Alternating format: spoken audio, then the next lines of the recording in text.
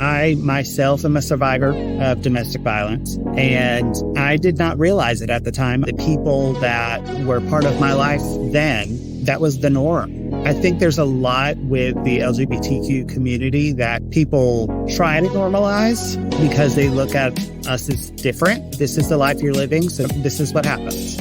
Why would anybody want to come forward if that's what they think? Hello, and welcome to Power Beyond Pride, a queer change-making podcast bringing you voices and ideas from across our fierce and fabulous spectrum to transform our world. I'm your co-host, Shane Lukas, lifelong queer liberation and bodily autonomy activist, also just a big pile of ginger trouble, and I'm proud of it. I'm also the advocate expert and owner of a great idea, and your co-host for today's queer change-making journey. And I am Mattie, Bynum, your co-host. I am the hostess with the mostest, and as we just stated before, the epitome of Southern charm. I am as I say I am. And in this episode, we are talking to the human rights advocate and community leader, Fletcher, the director of victim services of the Family Service of the Piedmont in North Carolina. Stephen joined the Family Service of Piedmont as the LGBTQ plus outreach specialist and now holds the role of director of victim services. Welcome to the Power Beyond Pride podcast, Stephen. Thank you. Thank you very much. And we're talking about Southern charm here. And for people who might not know, Mattie and I are just down the road from you here in Central North Carolina. So I have to know one thing, because I'm not originally a North Carolinian. What is one thing about North Carolina that you love? I'm not originally from North Carolina. I would say, though, I'm from Florida, but I would say probably where I'm at, the weather, because it's right in the dead center of the state. So it's what I'm used to. I mean, I love it. Other than pollen season, I'm actually on board with that. Yep. I think pollen season, that's the only downside, is the great pollinating or whatever it is, the pollen apocalypse, a pollen apocalypse. I don't know, something like that. Anyways, coming up with words here, but we're going to do that. I'm glad.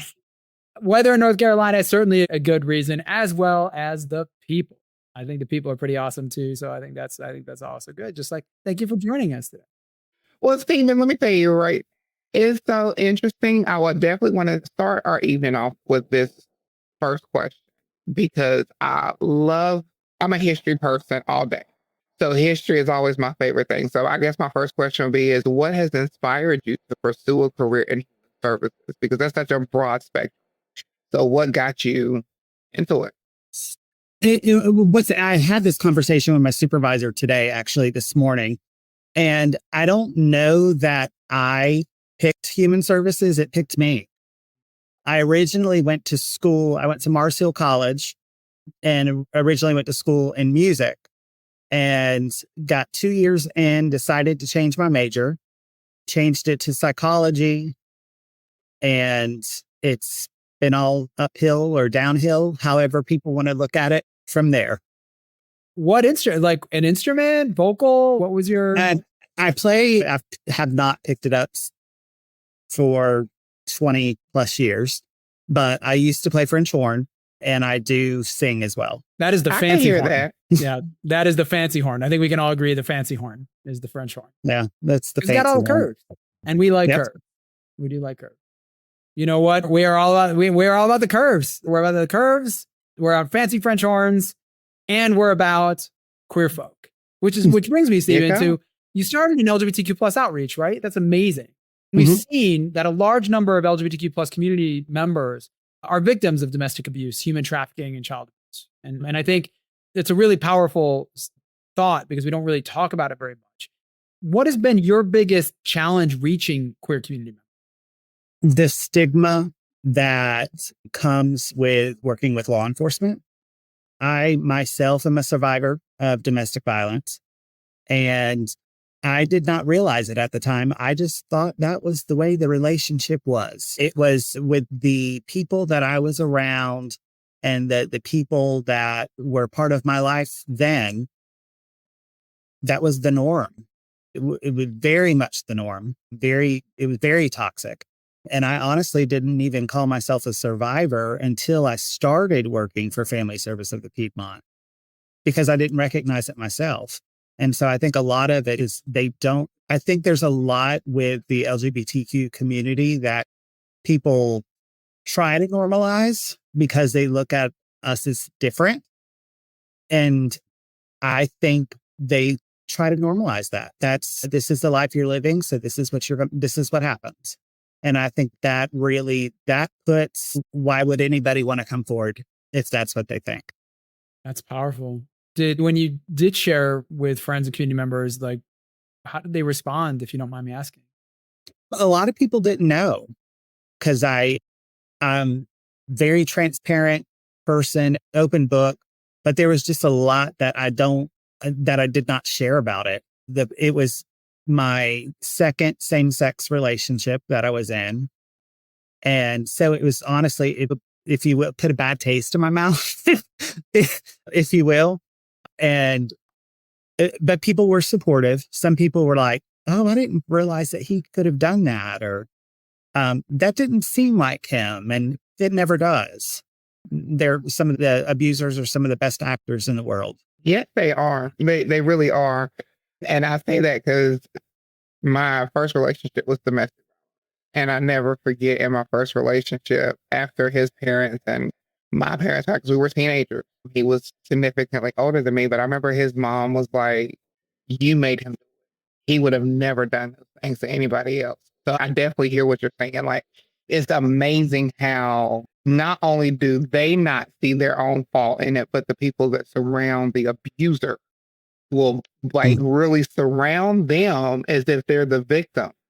And then ostracize the actual victim as if they're the villain for coming forward. I was going to say that happens all the time. That actually leads us into my next question, because this question it resonated with me when I was looking at our questions for it. And basically, with you having the education that you have, how do you explain to people who are not a part of the LGBT community that there is still domestic violence in our community? There is still abuse in our community. Sex trafficking and trafficking, abuse, and that's not something that we ask for or we create, but it happens just as much as it happens in the heterosexual community. How do you explain that to people so that they understand it? Well, when I think about my own coming out story and growing up, the LGBTQ people, we face unique vulnerabilities that other people don't face. The family rejection, discrimination, lack of cultural sensitivity. We're more susceptible to abuse and exploitation because of those reasons. And so when I explain it, I really don't explain it any different than what would I explain it to somebody else. Because if you're hit by somebody or emotionally abused by somebody, you're abused, point blank, period. It doesn't matter, male, female, non-binary. It makes no difference at all. And so I just explain it. We're people just like anybody else. And when you isolate us, when our own families have isolated us sometimes, we try to find affirming spaces. And sometimes that creates environments that remain unchecked. And that's where domestic violence can step in, and even human trafficking. No, it's absolutely very powerful. And one of the things I know in working with different communities who've experienced violence, intimate partner violence, IPV, domestic violence, the law enforcement parameters for domestic assault and intimate partner violence, that they are sometimes skewed so that it can displace the conversation a bit. And again, I'd like to know your experience with that, because you mentioned one of the stigmas lies around law enforcement participation. And there's many reasons community members are resistant to engaging with law enforcement. But one of the challenges is that when you have a same-sex couple or a non-binary couple at times having, let's say, hostilities of some sort, or perhaps one of them engaging in violence, that can go reported as a roommate scenario rather than be treated in the courts as a domestic or intimate partner engagement. Mm-hmm. And that changes the dynamic of their ability to seek protection, other orders. Can you speak a little bit to that? Because I know that's one of the experiences in cross jurisdictions, not just here in North Carolina, but in varying places, that this comes up. So it wasn't too long ago that North Carolina, the forms that victim service agencies used were all made for heterosexual couples. It was just a few years ago that they put the same-sex couples on there. There were circumstances in which survivors were denied a protective order. And what I found is it was due to a lack of understanding. And 9 times out of 10, that's what I've always found is it's the ability to understand, but the inability to want to understand. And with a particular case that I had, we attempted to get one. The documentation it was the old documentation because the state hadn't rolled out anything new. And so I used the old documentation. That's what we were told to do. And so the protective order was denied. And it was based off of, honestly, the lack of understanding from the court staff that were overseeing the case and the judge and that was overseeing. What I can say is there was some work that took place. I did some work with some of the legal partners that were involved, spoke to the judge. We were able to appeal and we did secure the protection order that same day. It was just a little bit about me pushing back and providing the necessary education that needed to be provided. Wow. That's all I can say right now. I do want to say, if you don't mind holding tight with us for a little bit, Stephen, we do need to go take a short break real quick. Keep listening because we will be right back with the beautiful Stephen Fletcher and this amazing journey.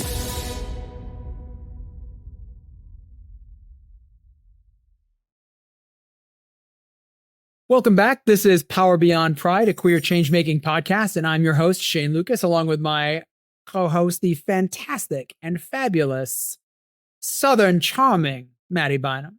We are here with our crusader, Stephen Fletcher, and we were talking about what it means to respond and to think about how law enforcement responds to our communities. And it's really important, again, to have advocates like you in our communities doing this work, Stephen.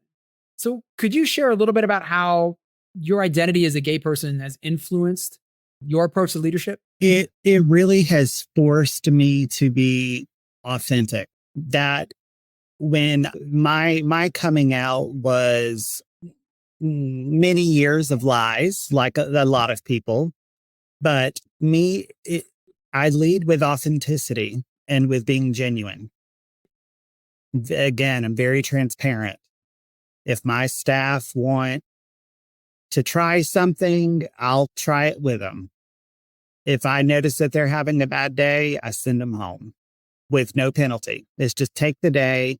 There was somebody who did a favor at work for me yesterday, and I told them to take today off. And they didn't do that. They came in and did their job because that's what we do. But I feel like it really has given me the opportunity to just be authentic and to be myself. And I think that because of that the people that I work with and within leadership in Guilford County and the surrounding area are very accepting of that because it's part of who I am. It's not who I am. I understand that. I definitely agree with that. And so I do want to ask, and I honestly, this question, it makes me laugh in a way because I don't really care for it, but I do want to know, as a leader in the community, has your lifestyle created challenges that you have to face being in the leadership role? I think where I work now, no. I certainly do think that there are people that work for other organizations that might look at me a different kind of way, but that's their feelings and that's their issues to deal with, not mine. And so I don't even think about it because I've got my own stuff to deal with. And that's something that I'm worried about. Well, it's really powerful you sharing that because we do intersectional work, right? When we are working in spaces that are involving our queer community members, but yet not centered necessarily in queer liberation or that queer work, we are doing coalition building. And oftentimes in places like North Carolina and many places around the country that are not, we'll just say, more progressive, it can involve doing collaborative work with organizations where you will face moments of, hey, we're in this to address food disparity. We're in this to address how our law enforcement system is responding to IPV. Like these all being very real things, you're still going to end up negotiating and navigating with people who may have a shared outcome investment, but maybe not be as welcoming or accepting as you want them to be. And in some ways, that takes a lot of courage to step into that space and do that. So I think, to your point, it's wonderful that you're able to see that amongst your team and in your space and bring that out into community members who may not always understand or give you that level of affirmation. And I think many of our organizers certainly share that experience. Are there support systems that you lean on when you just don't have it? One of the challenges that I have as an organizer is always, hey, some days I'm just not ready. It's the wrong day to hit me up with something that might be more homophobic or transphobic. And I'm like, this is not the moment to do that. Are there systems or suggestions you have for how people as organizers can handle those feelings? Because they do come up. I think for me, I have to stay in the moment that is happening, not get ahead of myself, not worry about the things that I did earlier in the day that maybe I could have done differently or handled differently. I try to do, I think prep work, as much prep work that you can do, the better. And I think it's just a matter of just like this podcast, you deliver questions and I come up with responses. So it's just a matter of you have to assess the situation and break it down to see what you need to do for yourself to take care of yourself. Well, are you able to find ways to build bridges? Like, what is a method you use to build bridges with an organization that, and I'll say this again, like there are many faith-based organizations, for example, or other organizations who sometimes have a more hostile approach when it comes to inclusive practices. Some are wonderful and some are not. And so, but when you're doing community work, you are sometimes working across lines. Are there methods you've been able to employ to build bridges? I think a lot of the community partners we work with are quote unquote inclusive in their own way. And there's some kind of basic foundation of knowledge that they have. And a lot of one of my staff actually, and this was the role that I started in, we provide technical assistance to other organizations within the area and in the state actually. And we do training and we do that like LGBTQ 101 and the different identities and all the things that make us the community that we are. But we provide technical assistance for free to other organizations to provide education, because a lot of it, what I have found, it just goes to education. It's a lot of people their belief system is based off of what they grew up with, not because they educated themselves. And so by me taking the time out of, no matter if I'm like in the mood to explain something or not, me taking the time out to provide that education, that way there's less ignorance about how to handle situations. But I'm going to be honest with you. The one thing I do love about being a Southerner is we know how to call out the truth in a nice, beautiful way. So in calling out said truth, Stephen, do you feel, because it's beautiful that you partner and teach and support, but do you feel the same love and support back from your community and from the state and from people in general? Yes and no. Okay. And I think that there have been a lot of people that have allowed me to be bold with my authenticity. There's a lot of people who do not feel that this is how I feel. I'll say that, since if I feel that way. I do feel that there are people who do support me and that have my back, they've been mentors to me. But I also feel like there's still just a lot of ignorance. Mm-hmm. And unfortunately, it's going to take even more time than what has already been spent providing education. Oh, yeah. So, but yes and no.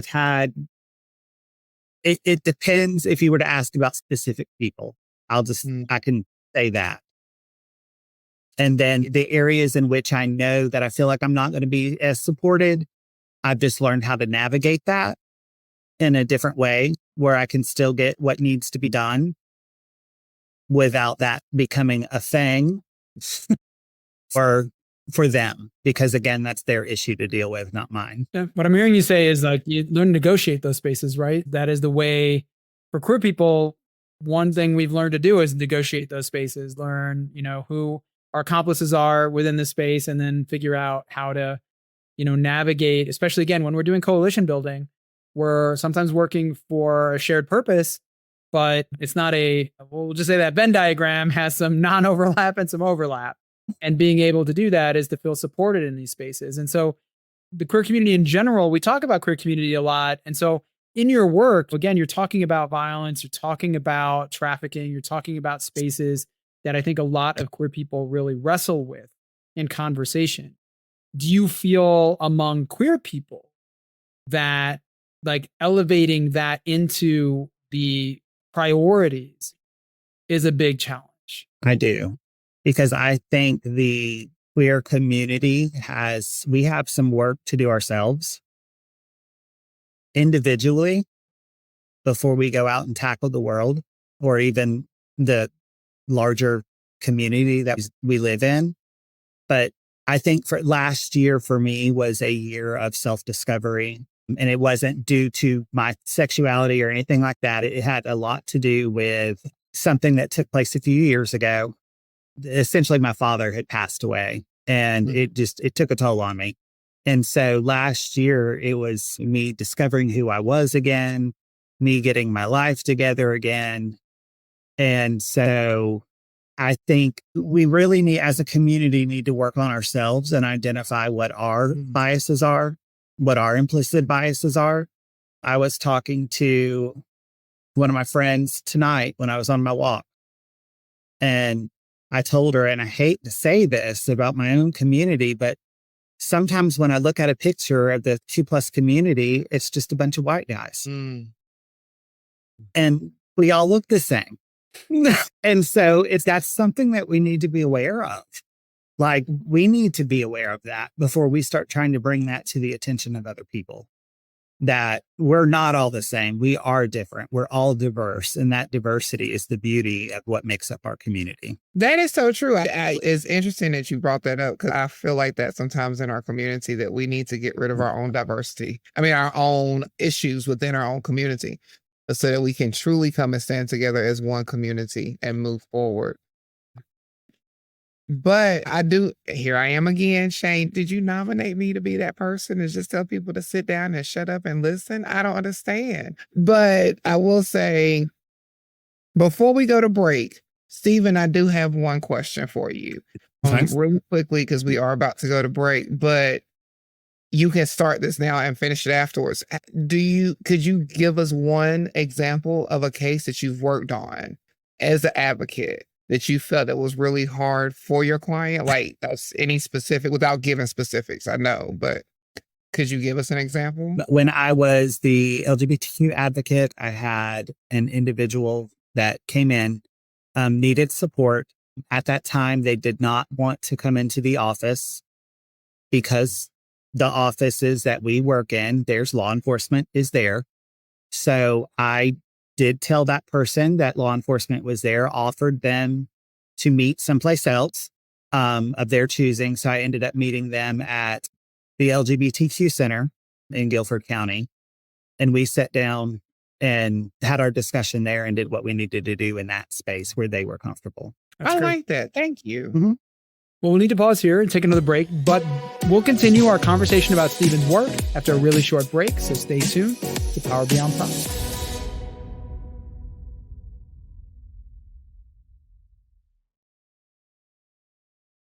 Welcome back to the last segment of Power Beyond Pride. We are here in conversation with Stephen Fletcher, the Director of Victim Services for the Family Service of the Piedmont.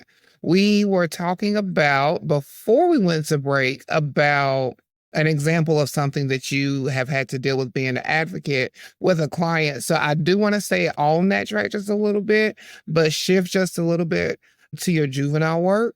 So it looks like you've been working in the foster care service and created a system of care for juvenile justice youth that the state office adopted in all 100 counties of North Carolina. What are some of the challenges that you have faced in getting that adopted? And since it has been adopted, do you still face some of the same challenges or new ones? That particular program where that took place with the foster care and the juvenile justice youth, it was difficult because the 7 far west counties of North Carolina, just to be transparent, are not looked at as bringing a lot of knowledge to the table about certain things. I hate to say that, but that it is what it is. And so I moved to the western part of the state with my partner at the time. And that was interesting within itself to live in those counties. But we were like a hot commodity, I guess you could say, as in the community, because everybody knew us. They wanted us to come over. They wanted us to be part of stuff. And so I think initially it was because, oh, well, he's from the 7 western counties. So does he really know what he's doing? And then it stumped him when I said, no, I'm not actually. But I think a lot of that was just, it was the outcomes of, we were able to have proven outcomes of the kids in juvenile justice getting that chance that they deserve of restorative justice instead of being labeled so young on just being a bad seed. And that particular program was all about restorative justice and giving those youth the opportunity to change their life again and to give them the ways to do it and to help them sustain it. And we started it in this 7 western counties. It rolled up to a state level, and then the state it's now running statewide. That's really powerful. So it's rewarding. I think that particular work really helped with the fragmentation that the system has. It helped with the continuity of care that was needed, because in juvenile justice and youth, and even foster care youth, they fall through the cracks. And it's when services are not coordinated and when people are worried about getting credit for helping somebody instead of truly helping somebody for the right reason, this is when the kids get hurt. This is when they fall through the cracks. There needs to be more wraparound support, more trauma-informed care, and more early intervention for these kiddos. Thank you so much for that. Do you mind defining restorative justice for people who might not be familiar with the concept? Yeah. So I think that the best way I explain it is just when you have someone that needs to go to prison because they committed a crime, you find out why they committed the crime, not because they're a bad person. You find out what happened. Like I joke all the time with my husband, what happened to you? Why are you like that? But ask those questions. Like, what happened? Try to understand that. And I think that really coming in at it from that. And again, I just say what I say, and it gets me in trouble sometimes. I'll say that. But at the same time, you're never surprised if someone said, did Stephen say that? Well, yes, he did. Or no, I know for sure he didn't say that. Well, Stephen, we're going to ask you to say some things right now, actually. So, all right. I want to thank you for joining us today and sharing your views and your story.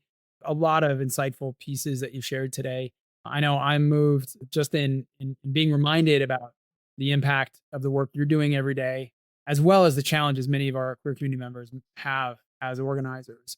And also celebrations. I want to acknowledge that too, like finding affirming spaces, finding communities in which you can do transformative work is really powerful.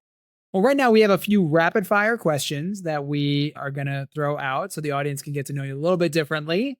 And are you ready for it? Sure. So, okay, Stephen, you have to say the first thing that pops in your head, okay? If you think about it too long, we will buzz you and move on to the next question. All right. Okay. What's the first gay kiss you can remember seeing in a movie or on television? On television, it was probably on the old Roseanne show. Certainly not what I wanted to see. I think that the most memorable gay kiss, I'll say, was probably on Melrose Place when that was on, which that was a while back. Well, right there. Yes, the original yes. Melrose Place. So you're, as a music fan and a former musician, what's your best Bandcamp memory? Oh, I can't say. Yes, you can. No, I can't. No, it's a secret. It's just us. People, I'll just say this. People in band are wild. And I'm going to leave it at that. That's all I'm going to say. I want to know more. What do you mean? Wild is very abstract. I feel like we need some specificity. We play more than instruments. Ah! All right. All right. You know what? I'm going to leave that one alone because that was our response. I went to a Christian college and we used to always tell people we do more than just pray on our knees. So I agree with you on that, Stephen. All right. Praise the Lord. What happens at band camp stays in band camp. There you go. Well, you said you wasn't going to go any further, but I bet you I can get you go further with this one because this is just going to ease on in there. And I hope that your husband is not listening or in the room with you because I don't want to get you in trouble. But what's the best pickup line you've ever used to get some action? I'll be honest. I've never used a pickup line. Really? I've never used one. If there was somebody I wanted to get a drink with, do you want to go get drinks? Like because I don't do the games and that's just nonsense. Just tell me what you want and I'll tell you if I'm going to do it. You must be a Leo or a Scorpio. I am a Libra. One and the same, right in the middle. Yes, Lord. Oh, geez. All right, what is your love language? I'll say this, acts of service and quality time. But probably over the past 6 months, I would say physical touch. Physical touch is awesome. I'm a fan. Yeah. I'm about to say that must be a big Mattie's giving us side eye. I was about to say, hey. It can mean lots of things. It's great. I think actually there's a lot to be said for, I think more people would feel more empathy and engagement if they were less like challenged by physical touch. I mean, there's even studies and research that goes into the power of physical touch. And again, some of it's gender based. There's definitely some gender reads of that conversation, but like that we would all benefit from hugging more. So I'm gonna encourage lots of hugs and lots of cuddles. Shane, have you ever done any type of advertisement? Advertisements for cuddling? No, just in general advertisement. No, I mean I'd be gladly advertising cuddling and hugging. Tagline. So you should make your next tagline: "A touch will move you." She'll move you. I mean, it does. Thank you, Stephen. It's a great love language. I think that's awesome. And it's an important one. We forget how important that is. It is. So, Stephen, first class or high-end dinner? Are you a bougie date? I can get down with anything. I like a bougie dinner, but you can give me a red Solo cup too. Hey, you up there in the Western state. All right. Yeah, you in the Western counties. I love it. All right. Your first car? It was a Oldsmobile Sierra. An Oldsmobile Sierra? So that was like what, at least 30 feet long. What color? That was like, what, those massive? 30. It was black. It was about 31 feet long. I was right. And I remember it having a V8 in it, but the whole reason why I got the car was didn't have any pickup anymore. My parents gave it to me because you won't get hurt in it. And so that was, and I couldn't. Okay, so I have to ask because this is the ornery part of me, or not the ornery part, but how big was the back seat? Oh, honey, I could tell you about that. It was big enough. It was big enough. That's a great answer. I love that. Big enough. I'm a fan. Because let me tell you, my mom, the first car I drove was my mom's car, which is a Oldsmobile Cutlass Sierra. So I remember, and it had the bench seat in the front, the bench seat in the back. So it was big enough. Trust me, I could tell. Oh, praise the Lord. Stephen, what's your dream job? Those are not pews in the front or the back, is what you're saying. All right. My dream job? Yes, I would say I'm doing it now. I don't know that I've gotten exactly where I want to be with it, but I feel like what I'm doing now, I'm helping people grow. I'm helping people heal. I'm helping people reclaim their power. And I mean, why wouldn't that want to be a dream of somebody? There's, like I said, there's certainly more that I want to do to make a greater impact, but that is beyond the work that I'm doing today. Any advice you'd give to a young queer person who's hearing your story and is that a good path for me? Is that the path I should go? I think the best advice is be your most authentic self, find mentors, lead with purpose, not perfection. And all of our lived experiences are our strength. Somebody will get something from your lived experience. It's our opportunity. It's our responsibility to create these spaces by sharing our experiences with others to give them the strength to move on another day. I love it. Thank you so much. Yep. That was beautiful. Oh, you just moved me in so many ways, Mr. Stephen. Well, for the people who are listening to us, can you please just give them a brief, real quick, where they can come to find you and follow you and support? What are your social medias? I'm on Facebook, Instagram, and LinkedIn. Stephen Fletcher, it's my name. My picture. You'll see a wide variety of Stephen on social media. Ooh, a smorgasbord. A smorgasbord is Stephen, but not Bandcamp. But we will know a lot of other parts of Stephen from that. Wonderful. Well, I wish we had more time to continue this conversation, and I hope you'll come back and join us again to share more about your journey. It means a lot for us. So thank you, Stephen, for taking the time to be here. That's all we have for today's show. And as Stephen said, you can learn more about Stephen through the varying social channels. And obviously, we're really excited about the work you're doing with Family Services of Piedmont. So again, thank you. Thank you for doing that work as well. I'm Shane Lukas. You can find me at shanelukas.com or at greatidea.com and follow me through Shane Lukas at Blue Sky as well as on LinkedIn. And I am Mattie Bynum, and you can find me at Mattie Simone 737 on Instagram. And you can find me also at Facebook at Mattie Bynum. Okay. And I also too want to thank you so much, Stephen, for coming on this evening. You have been an amazing guest. You have really touched my soul. Well, with the spirit of love of touching. Yes, you have touched and moved me. So I thank you for being here. Love it. You're welcome.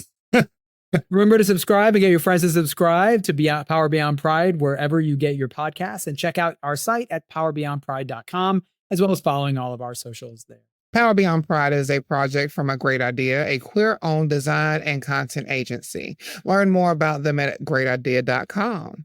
This episode is produced by Shane Lukas, the one and only, sitting over there in the Power Beyond Pride t-shirt, as well as our wonderful, beautiful Smita Sarka, who is our project developer, our amazing editor, Jared, and the always wise owl that we have in support is Mr. Ian Wilson. And I'm an amazing co-host, Mattie Bynum. And Mattie and I are both part of this podcast host team, and we invite you to send in your questions and comments at powerbeyondpride.com. We look forward to queer change making with you at Power Beyond Pride.